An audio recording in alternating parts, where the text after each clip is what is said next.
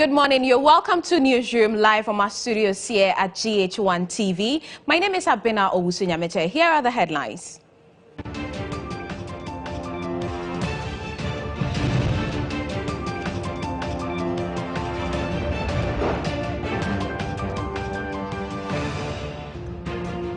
Mixed reactions greet the upward adjustment of transport fares across the country.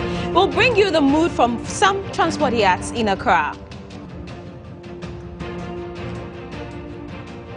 Former presidential staffer Clement Park describes as worrying the president's inability to name his cabinet 3 months after he was sworn into office. Later in business, foreign investor confidence bounces back on the Ghana Stock Exchange as brokers continue to record some significant interest. And in sports, Black Star skipper Samuel Jan endorses return of former coach Kwesi Appiah. We'll bring you some international news where at least 30 people have been killed in a road accident in central Zimbabwe after the bus heading to neighboring South Africa hit a hillock truck.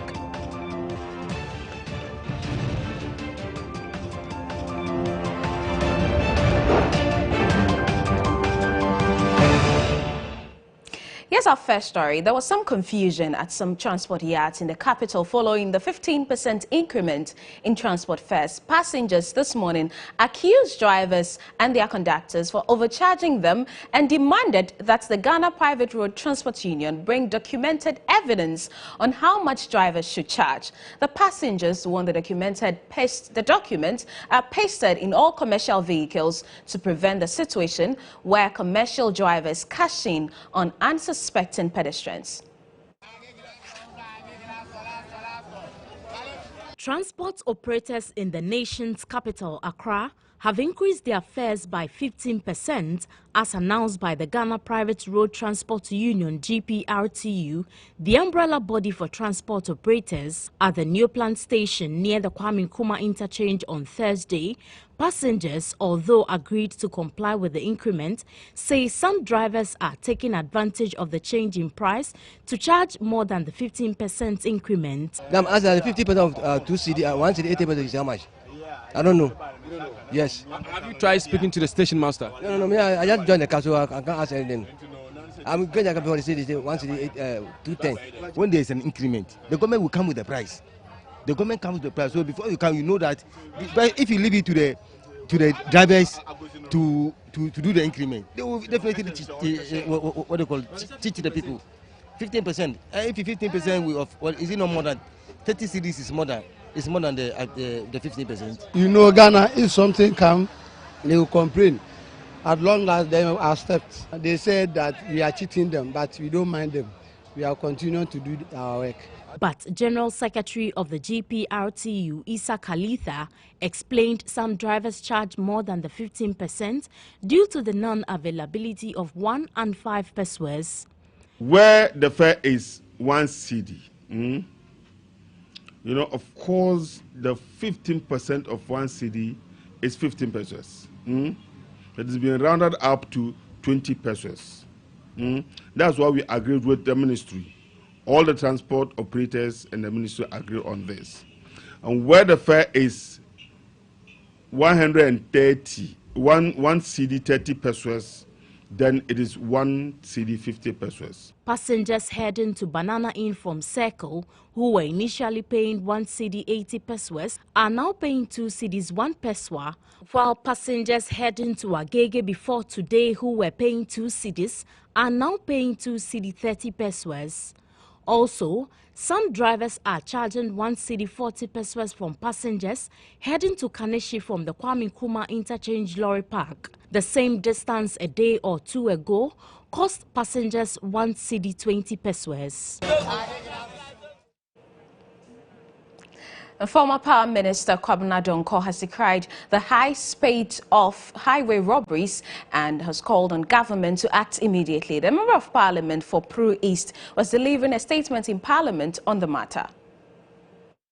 Right Honorable Speaker, the Kumasi-Yechi Road has suffered the occasional highway armed robbery in the past. The people had lamented but largely live with the situation, with the occasional demonstration to draw the attention of the Ghanaian state.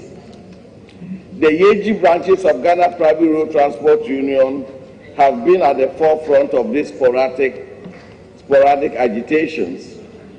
The last 6 months have, however, seen an intensification of the armed highway robbery beyond anything that has been seen in the past. In the last 2 months, passengers and motorists have been killed, maimed, rendered paupers through this diabolical activity. Virtually no week passes by without an attack on innocent travelers by these organized armed robbers.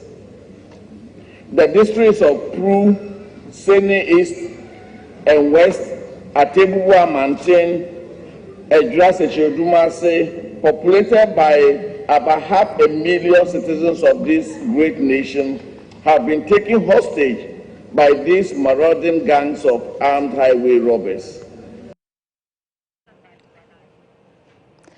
To one of our top stories, where the Member of Parliament for Bulsa North, Dr. Clement Park, has described as worrying President Akufo-Addo's inability to name members of his cabinet 3 months after being sworn in as president. According to him, the delay does not speak well of President Akufo-Addo's democratic credentials, given that his predecessor, John Mahama, announced his cabinet members immediately after swearing in his ministers. The Constitution allows a maximum of 19 members of cabinet. The good people of Ghana deserve to know which of the over 36 substantive ministers is going to sit in cabinet. Yes, the Constitution per Article 76 says that the president can have not less than 9 and not more than 19. And I would respect that government business is ongoing. Who are those that the president is consulting? Who is a member of the president's cabinet? The good people of Ghana deserve to know. This is even more important because of the creation of new ministries. And I think that if the president truly wants us to believe that he's in a hurry, the announcement publicly of who is a member of his cabinet must also be factored into this equation. To some party politics and the internal wrangling in the opposition NDC is heightening, with many leading figures of the party coming out to share their views on why the party lost the 2016 elections. In a rare interview, the MP for Jirapa, Dr. Francis Bawana Dakora, has been sharing his frustration about how people close to the then president prevented many party stalwarts from seeing the ex-president to offer him advice. Dr. Dakora revealed it took him more than 1 year to get access to former President Mahama when he was in power. He spoke to Besu Adouna Hammond on GH Today. I believe that he perhaps was listening to just people around him. The people around him. Yeah, the very close one we usually saw. Exactly. Exactly. Yes. There's some ways who wouldn't allow easy access for other issues to be brought to the president and things like that. And I know for sure that he is someone, if you met, have you ever met former president one-to-one? I haven't. You haven't. When you immediately meet him, you like him. He's very affable. He's like, this gentleman is easily spoken to. He will have time to turn on to listen to you. So you ask, what happens when it came to governance? What happens when it came to policies? Because a lot of people, I just don't know. I mean, it was a disjoint. I just can't fathom what happened. Did you ever have the opportunity to speak with him? In fact, that's not something I want to go into again, because I had an interview with GHOne and I expressed my feeling on that. But I might be had some time to come back. I said, even when he asked that he wanted to meet with me, it was made impossible. He actually... By who? By those around him. And I think that, I wouldn't like to mention names, but I think that those that were responsible for organizing his diary never allowed it. And I remember I called and he says, do you have the number of this person? I said, I don't. President himself gave me the number of the person and says, he organizes my diary. Can you call him and book an appointment? My sister, I called, the person will pick and say, call me around this time, I'll call. It went on like that for 1 year and I stopped. 1 whole year? 1 whole year. And I felt so demeaned. I stopped. And when I met President, I only met him at public places. And when he meets me, he said, "Oh, Dakra, we need to talk, we need to talk." I said, "How do I talk with you? I'm not allowed to even do it." Interesting developments there within the NDC. Now, the Coalition of Domestic Election Observers is holding a press conference on a number of issues they identified during the 2016 presidential and parliamentary elections. My colleague Dela Michelle is at the event and joins me over the phone to tell us what CODEO has been saying. Dela, good to have you. So what issues have been outlined by CODEO? Well, it's good to have you too, Abina. I'll say that participants for CODEO, first of all, we're very pleased with election 2016. According to them, the EC successfully delivered free and fair and a peaceful election, particularly in the management of polling process on the election day. And there was improvement in the media ability to access information on election issues from the EC and other political parties. But yes, some gaps have been mentioned by the participants. One was about the persistent gaps with the credibility of the voter register, particularly the issues relating to establishing the eligibility of registrants, challenges with cleaning the registrar to remove names of disease, and also mistrust and suspicion still exists between the EC and some political parties. So CODEO participants of CODEO brought up these few issues, and they have done some recommendations, and I would like to share some with you. They're saying that they rather wish that the Electoral Commission should maintain the current 2016 registrar while it continues to clean and audit the register. This is to actually make sure that all the names are being involved, and that it actually should appreciate the steps to clean the voters register. But Dela, looking at the issues that were highlighted with regard to the voters register, do they in any way think that it had any impact on the electoral results? Well, for CODEO, it did not have a strong impact, but they are hoping that it will be cleared so issues that came up during election 2016 will not repeat itself in the next election period. Thank you very much. Dela Michelle is my colleague, and he joined us from CODEO's post-election press conference here in Accra. You're watching the newsroom on GHOne TV. It's live on our website, ghonetv.com/livestream. Also on our Facebook page, GHOne TV, and on YouTube, GHOne TV. Let's take you to the Ashanti region, where Princess Anne, daughter of the Queen of England, Queen Elizabeth II, has paid a courtesy call on the Asantehene Otumfuo Osei II at the Menchia Palace in Kumasi. The visit of Her Royal Princess Anne is in strong recognition of a strong bond between Ghana and England, and to extend the friendship between the two royal families in her third visit to the country. Her Royal Princess Anne was warmly greeted to a Deba at the Menchia Palace in Kumasi. She was led by UK's High Commissioner to Ghana, John Benjamin, and Ashanti Regional Minister Simon Osei Mensah, Kumasi City Mayor Charles Osei Esibe, and Ashanti Regional Police Commander, among others. Princess Anne used the opportunity to pay tribute to the Asante King for the loss of his mother, the late Asantehene Nanefia Kobisewa Ampim II. UK Commissioner John Benjamin spoke on behalf of Her Royal Princess Anne. Her Royal Highness's visit is an opportunity for us to recognize the unique bond between our two countries and to extend a friendship between our two royal families that stretches back generations.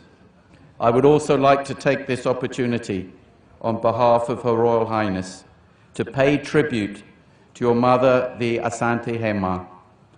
In attending her funeral, I saw for myself the collective mourning of a nation, but also the collective celebration of a life so well lived. Asantehene Otumfuo Osei II also commended Princess Anne for her charity works, which brought her to Ghana. You undertake a number of duties and engagements on behalf of your mother in support of her role as sovereign of the Commonwealth realms. Your visit to Ghana attests to your commitment to the development of women and the girl child, which are fundamental to the development of any country, and for this we are grateful for Opportunity International support for God's Heritage Academy and voluntary service overseas support at the Wesley College of Education.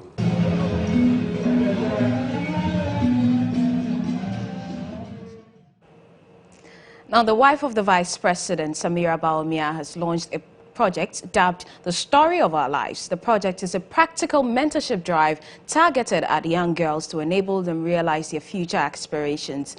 The second lady cautioned young girls not to allow smartphones and social media to destroy their lives, but rather take advantage of technology positively to impact their lives and others positively. The conference also aims at encouraging young girls to work hard to achieve their life's goals without compromising their morality and virtues. This event is expected to be replicated across the country in subsequent years. Founder of the Men Fight Foundation, the organizers of the Story of Our Lives, Dr. Bettina Amabuahin Anda, stated that distinguished female professionals from all walks of life will tour the country to share their unedited life with young girls at the senior high school level. I came from a background where right was right and wrong was wrong. But what I also say is that you must know, sometimes you have an intuition that what you're doing is not right. You'll be shocked to know that some parents actually tell their children that it's okay to go out there and go and collect a bit of money so that you can bring it home to look after. So, good parenting. The second lady, Samira Baumia, sharing her real-life story, said giving up in life means seeing the crown but not willing to go the extra mile for it. She cited her 8-year political fight as one of her most challenging moments in her life. What has kept me going? And it's this.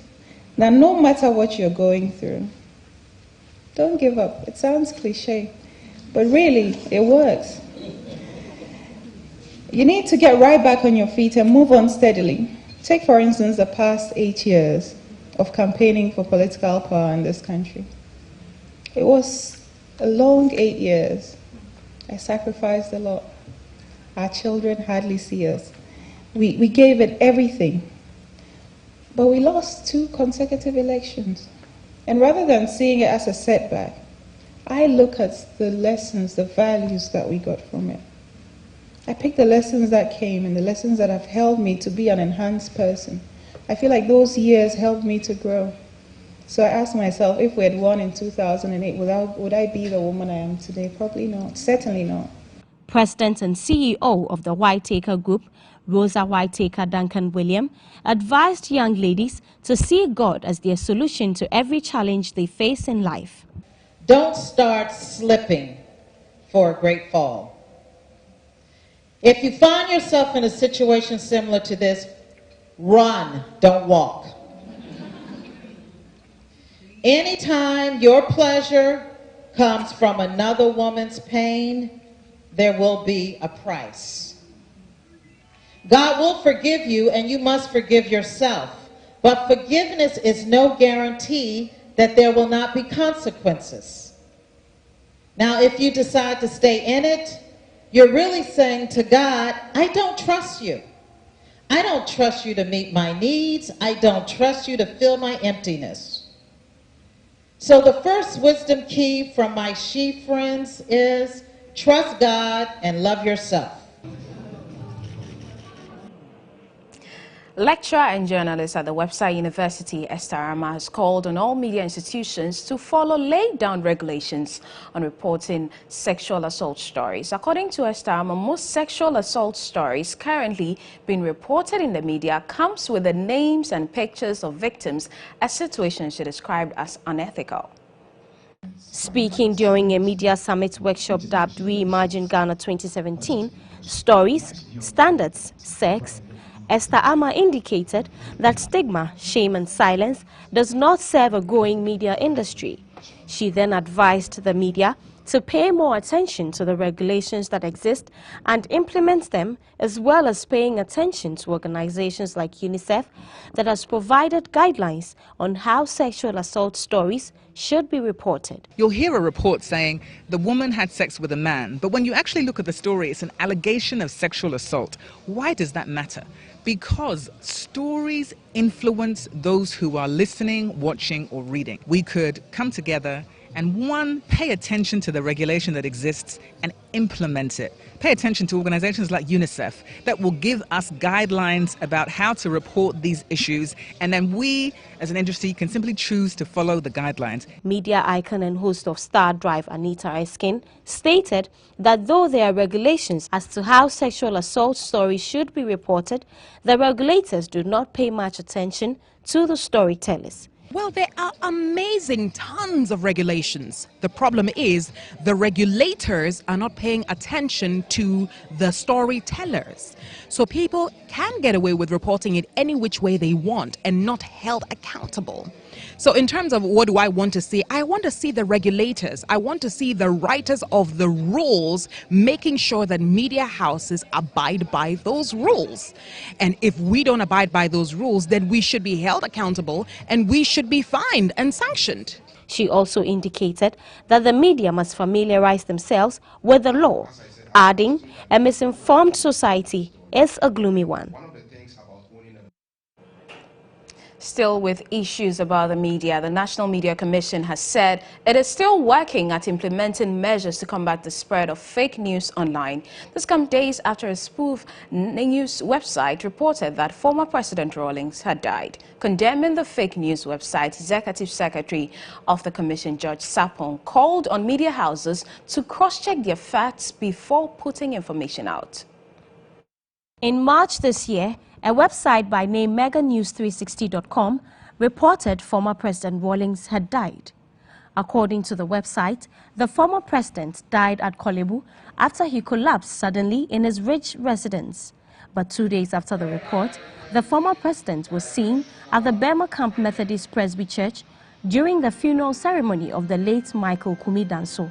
Although the former president has declined to comment on the issue, the Media Commission has condemned the report and cautioned against fake news report.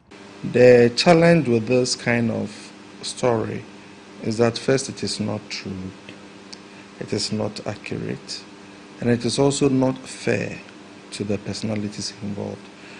And particularly when the personalities involved are also national level leaders, you want to be extremely careful and be sensitive to they themselves, their families, and the many people who definitely have interest in their survival and all.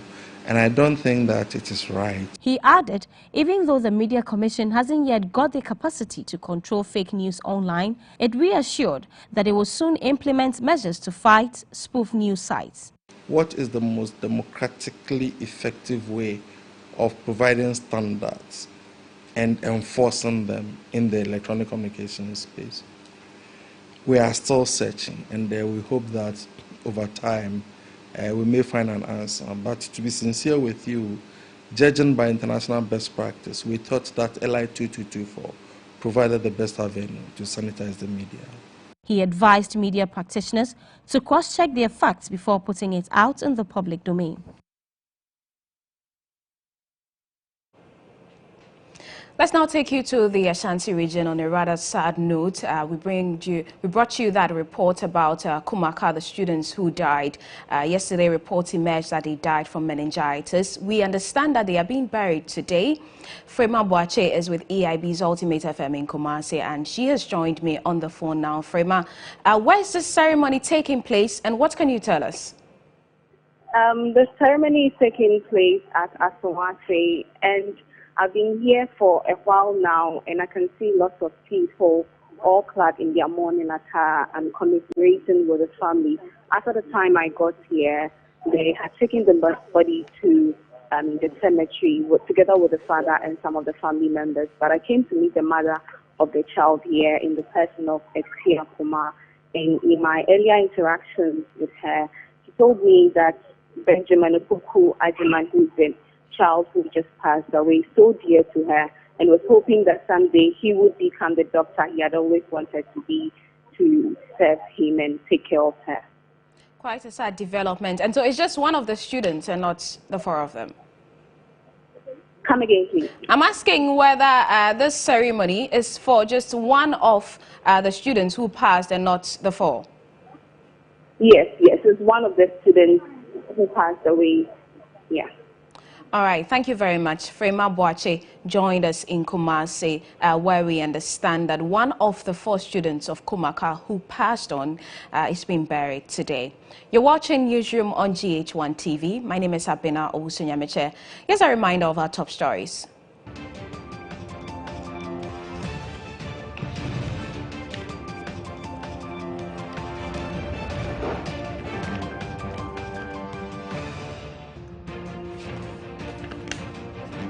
Mixed reactions greet the upward adjustment of transport fares across the country.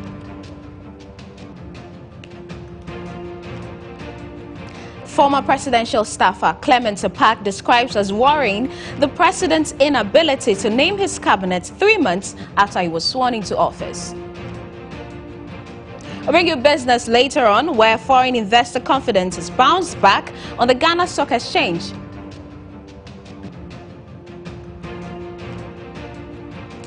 And in sports, Black Star skipper Samuajan endorses the return of former coach Kwesi Appiah.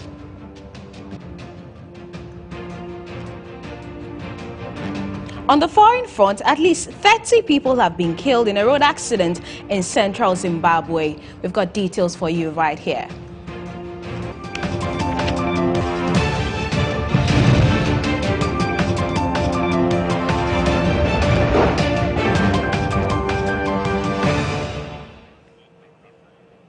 We've got more for you on Newsroom right after this break. Do stay.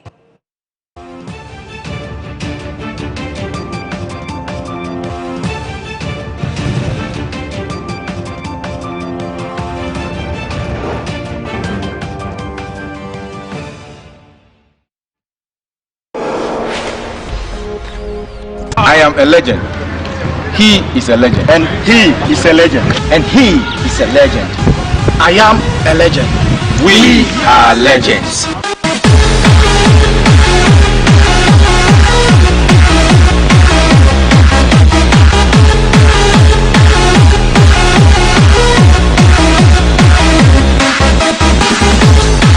In the midst of legends, I am the host. My understanding of the game is better enhanced as we speak football on GH1 television. Catch us every Friday for 90 minutes of fun-filled discussions right here on this network.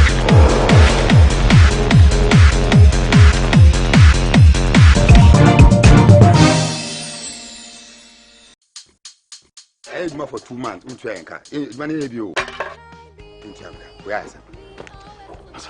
building in this country is too difficult. Don't worry, the National Investment Bank We Pay for Your Dream scheme can help you finance your building project. Listen, NIB gave me cement, iron rods, roofing sheets, and other materials to finish my building. NIB can also help you purchase your home appliances, your mobile phones, and your motorbikes. You don't even need to have an NIB account to benefit from the NIB We Pay for Your Dream scheme. No. Just visit any NIB branch with a valid national photo ID card. And the best part is, all purchased products are at no interest. Call NIB now on 050-145-1050. National Investment Bank. Your business is our business.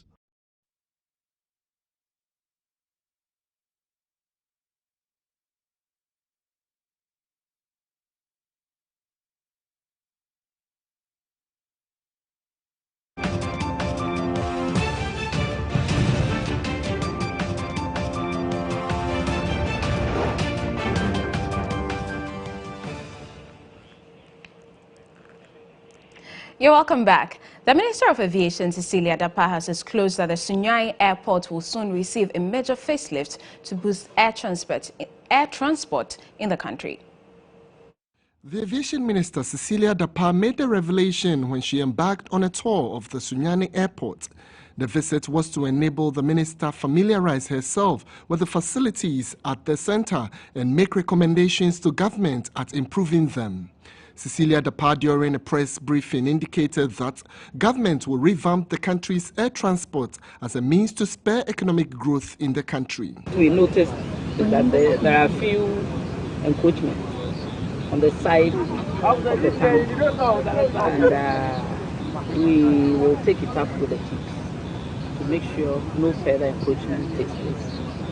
And you know the reason why we came is that no airplanes, commercial, fly. At the possibility of maybe in future widening the runway and lengthening it. The minister further complained about encroachment near the airport area and promised to deal with the situation. Now, 354 people have died in road crashes between January and February this year alone. According to statistics available at the National Road Safety Commission and the Motor Traffic and Transport Department, the figure for the first 2 months of 2017 is significantly higher than the first quarter of 2016. Authorities who lamented the development attributed it to drunk driving, wrongful overtaking and excessive speed. Number of 5,403 vehicles were involved in these road crashes, with Accra and Tema recording the highest figures of 1,300 of such crashes, representing a 18.69% increase over the same period last year. Until the year 2017, Ghana was succeeding in minimizing accidents on its roads. Suddenly, the statistics are becoming more ugly again. In 2016, road crashes reported nationwide for the first quarter amounted to 1,873. However, in 2017, the figure shot up to 1,986 just between January and February alone. In the first quarter of 2016, 2,791 vehicles were involved in road crashes, while January and February 2017 statistics for the same case has risen to 5,043, representing a difference of 2,252. 337 fatalities were filed for the first quarter of 2016, while January and February 2017 recorded 354. 1,775 injuries were recorded for the first quarter of 2016, while 2,065 of injuries have been documented for January and February 2017. Road crashes continue to claim the lives of many Ghanaians daily, a situation largely attributed to drink driving, wrongful overtaking, and speeding beyond the appropriate road limits, among others. The Executive Director of the National Road Safety Commission, Engineer Meobri Yeboah, and the Director in charge of Research and Training at the Motor Traffic and Transport Department, DSP Alexander Obeng, explained what has accounted for the surge in road crashes for January and February 2017. If you look at the statistics since 1991, it has always been consistent that speeding has been the major cause of some of these crashes, which means that if the human factor is still the human factor, the speeds had been regulated, I'm sure we could have prevented some of them. Some of them are driving aggressively and without due care and attention to other road users. That's also manifesting itself in particular in curves and on hills and on crests. People are changing lanes and overtaking and facing oncoming vehicles dangerously. Notwithstanding, the National Road Safety Commission says it has launched a nationwide campaign aimed at educating drivers and pedestrians on road traffic regulations with the aim of reducing road accidents. She has also advised Ghanaians to be safety conscious ahead of the Easter festivities. As we go about this Easter season, we should think safety. It should be the first thing we should be thinking about. Safety should be first, and we should be thinking safety. Indeed, safety is important. Let's now take you to Parliament, where we understand the National Security Minister Kandapa has denied the existence of political party vigilante groups. Ibrahim Al-Hassan, our parliamentary correspondent, joins me on the phone with more. Ibrahim, what explanations did the minister give? Well, according to the minister, as it stands now, no political vigilante group, or for that matter, any vigilante group at all, has been registered as such. So the state does not recognize the existence of any of these groups. He, however, explains further that these are a group of young men with common interests who have decided to put themselves together and then work towards achieving that common interest. Some of the activities have been described as SSS, and these are criminal aspects of the activities that must be treated as such.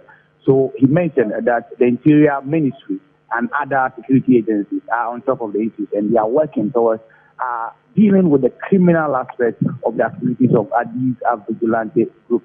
The minister was in Parliament to answer a specific question that came from the Asawase MP, Honorable Mubarak Muntaka, to the effect that he sought to find out from the minister when exactly the activities of these vigilante groups, and for that matter, the vigilante groups in general, will be disbanded. His answer to that was a definite uncertainty, basically, given the fact that he said once these groupings are not recognized, it will be practically impossible for them to be disbanded. So also going further to explain that that's not the first time the activities of these vigilante groups have come up in the news. They've happened in the past. And that if leadership at that time dealt with it, then we wouldn't have the same menace on our hands. So he called on Parliament and then the political groupings to rope in their members who have formed these groupings. And I'm sure we'll delve into these comments by the National Security Minister Kandapa subsequently. But thank you very much. Ibrahim Al-Hassan is our parliamentary correspondent. We can now bring you some business news.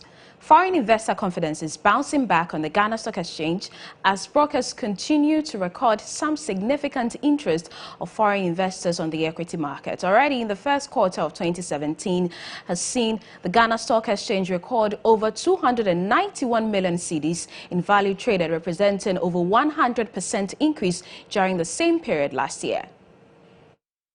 According to the head of brokerage at Databank Research, Alex Boahin, the Accra bourse started the year 2017 on a good footing when interest rates in treasury bills started dropping and most stocks remained underpriced.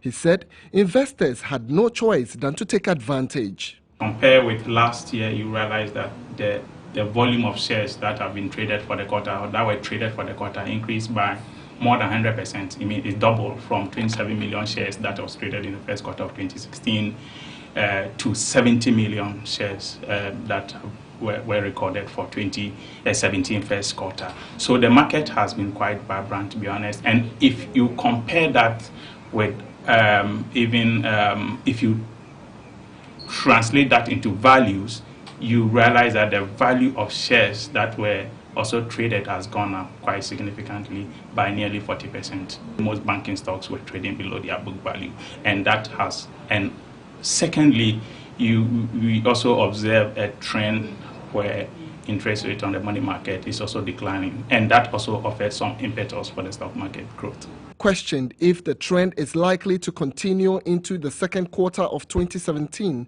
Alex Boahin said he was optimistic some pension funds would be channeled into companies listed on the stock market, and that is likely to boost trading. We have also seen some sort of renewed sentiment among foreign investors, and historically they have been very significant part of our stock market activities, probably looking at more than 50% of trading activity on the market. So once we see that these people are coming back, it gives further boost for the stock market. And also, you notice that over the past couple of years, pension fund managers have really concentrated on the fixed income market. But this time, we see some shift from fixed income to the equity market. So all these things point to a positive outlook. Now, former governor of the Bank of Ghana and chairman of Hoda Holdings, Dr. Kwabena Duffuor, has expressed concerns about the low penetration of insurance in Ghana. Addressing the 38th Management Day celebration organized by the University of Ghana Business School, Dr. Duffuor said less than 2% of Ghana's population are actively covered by insurance, and this is way below the world average. The University of Ghana Business School Management Day celebrations was instituted in 1970 with the objective of bridging the gap between industry and academia by bringing stakeholders to deliberate on strategies for harnessing the content and delivery of business education. Chairman of Hoda Holdings, Dr. Kwabena Duffuor, who spoke on the theme Finance and Insurance for Inclusive National Development, said Ghana had shown a strong representation with the number of financial institutions registered so far. However, he expressed worry about the low level of financial inclusion, adding a lot more people are still unbanked. There remains a large group of unbanked people in Ghana. the percentage of the population with no insurance policy is even much higher.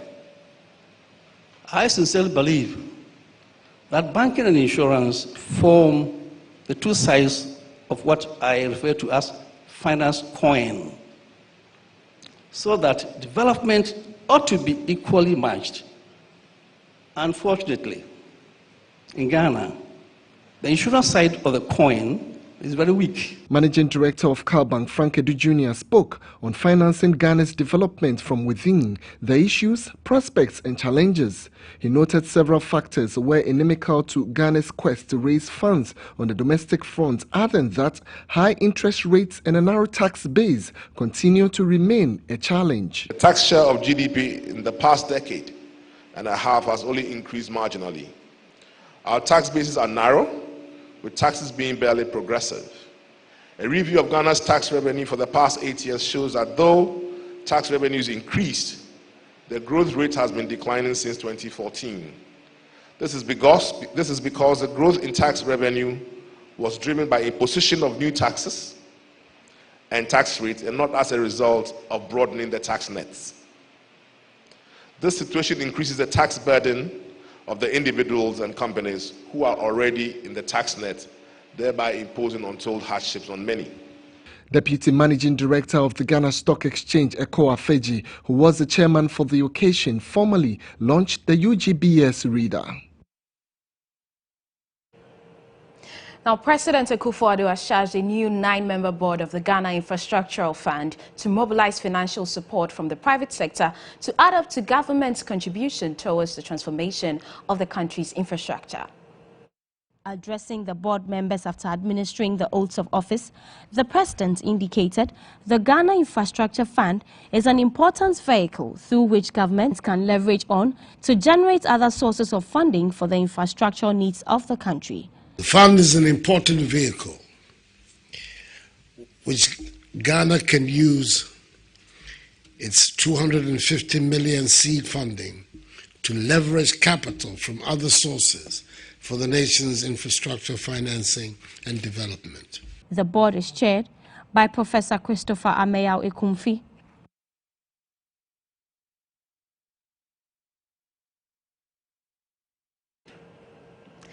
Well, the Vice President, Dr. Mahmoud Bawumia, says the unavailability of appropriate, accurate and reliable data for decision-making at all levels of society is responsible for the poor performance of governments in Ghana. Dr. Bawumia says the country must, as a matter of urgency, develop a roadmap aimed at creating sustainable platforms for data generation if our development paradigm is to change. The Vice President disclosed this when he delivered the keynote address at a forum organized by the Statistical Service on the theme Ghana's Data for Sustainable Development Roadmap Forum. The major thematic areas the forum considered included data communication, managing data ecosystem, evidence-based decision-making, data disaggregation, exploring new types of data, geospatial data, open data, citizen-generated data, and big data. Dr. Bawumia spoke about government plans to roll out a new and security-enhanced national ID card system and a comprehensive digital address system to help integrate all Ghanaians. These three pillars are making sure that everybody is identified. So this year we are issuing national ID cards for the population. The second pillar is to make sure that where everybody lives is also identified. So we are implementing a digital addressing system this year so that we can identify every property or location. The two-day Data Management Forum has participants drawn from the National Development Planning Commission, the Ministry of Finance, Ghana's SDG Implementation Committee, Send Ghana, civil society organizations, the Accra Metropolitan Assembly, and the Local Government Ministry. Other international participating organizations include the UN, the Global Partnership for Sustainable Development Data, the Right to Access to Information Commission of Sierra Leone, among others. And that's all we have for you in Business this hour, but it's now time for some sports news.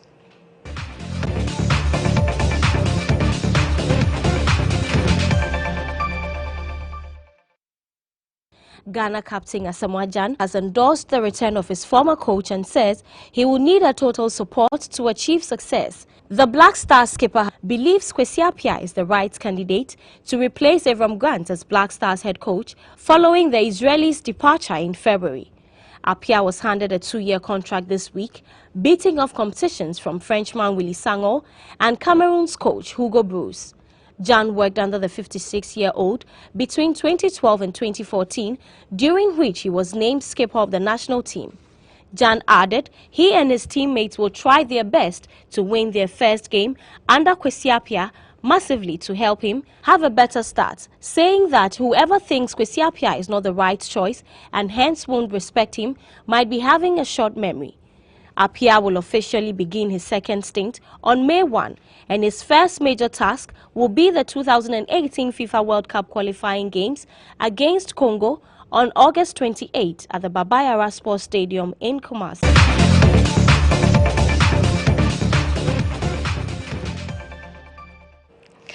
Up next year is international news.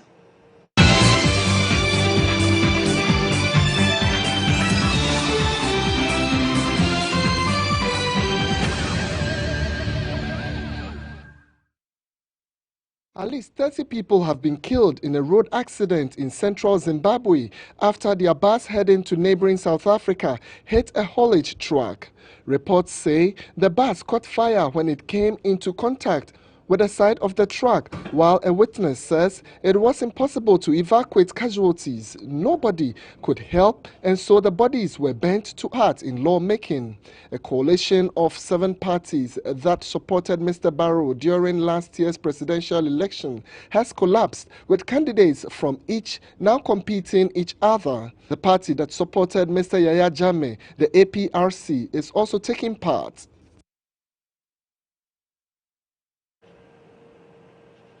So that was our international news package for you. This is Newsroom on GHOne TV. Here are the top stories.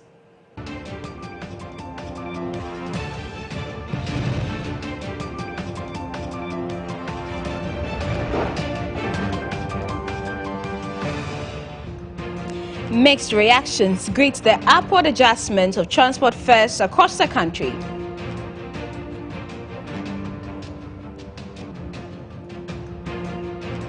Former presidential staffer Clement Apak describes as worrying the president's inability to name his cabinet 3 months after he was sworn into office. In business, foreign investor confidence bounces back on the Ghana Stock Exchange.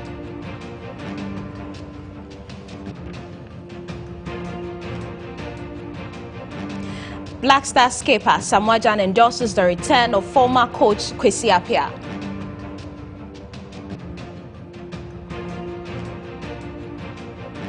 And on the international front, at least 30 people have been killed in a road accident in central Zimbabwe.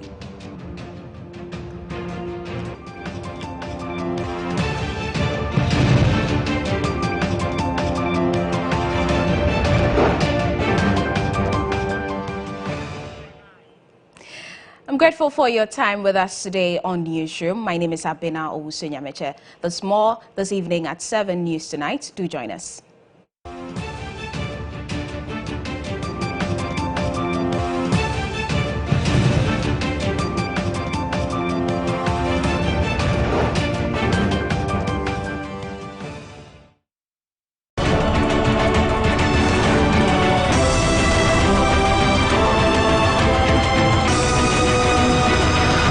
By popular demand, the revenge is back. I'm sorry, Durga. I can't marry you. Is this how you treat your daughter?